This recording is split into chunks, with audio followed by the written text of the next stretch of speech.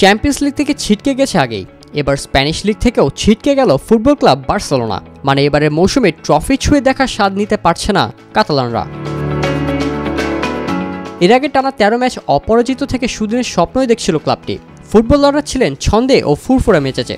Park des প্রিন্সেসে প্রথম লেগে পিএসজিকে হারিয়ে চ্যাম্পিয়ন্স লিগের সেমির স্বপ্ন দেখছিল তারা, কিন্তু হোঁচট খায় ফিরতি লেগে ঘরের মাঠ মঞ্জুইকে।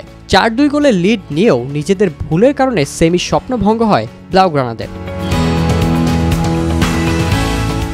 শুধু ট্রফি জেতার দৌড়ে নয়, বিশাল অঙ্কের অর্থ আয়ের দিক থেকেও ছিটকে গিয়েছে অর্থ সংকটে ঢুকতে থাকা ক্লাবটি।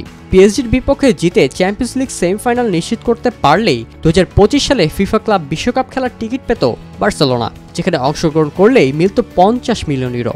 সাথে শেষ ১৬তে পৌঁছতে পারলে ১০ মিলিয়ন ও ফাইনাল জিতলে আরও ১০০ মিলিয়ন আয়ের সুযোগ ছিল বার্সেলোনার হাতে। এদিকে চ্যাম্পিয়ন্স লিগের কোয়ার্টার ফাইনাল পর্যন্ত পৌঁছায় এই মৌসুমে ইসিএল থেকে বার্সার আয় হয়েছে প্রায় ৮২ মিলিয়ন ইউরো। এছাড়া স্পন্সরশিপ, সম্প্রচার সত্ত্ব ও টিকিট বিক্রি থেকে আরও ১০ মিলিয়ন ইউরো আয় হয়েছে ব্লাউগ্রানাদের। তবে সেমিফাইনাল নিশ্চিত করতে পারলে আরও প্রায় ১৩ মিলিয়ন ইউরো আয়ের পাশাপাশি স্পন্সরশিপ, সম্প্রচার সত্ত্ব ও টিকিট বিক্রি থেকে আরও ৭ মিলিয়ন ইউরো আয়ের সুযোগ থাকত বার্সেলোনার।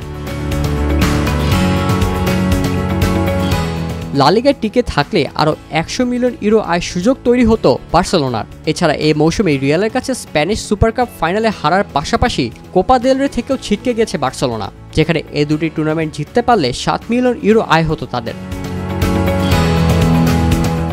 সব মিলে ২৩-২৪ মৌসুমকে ভুলতেই চাইবে বার্সেলোনা।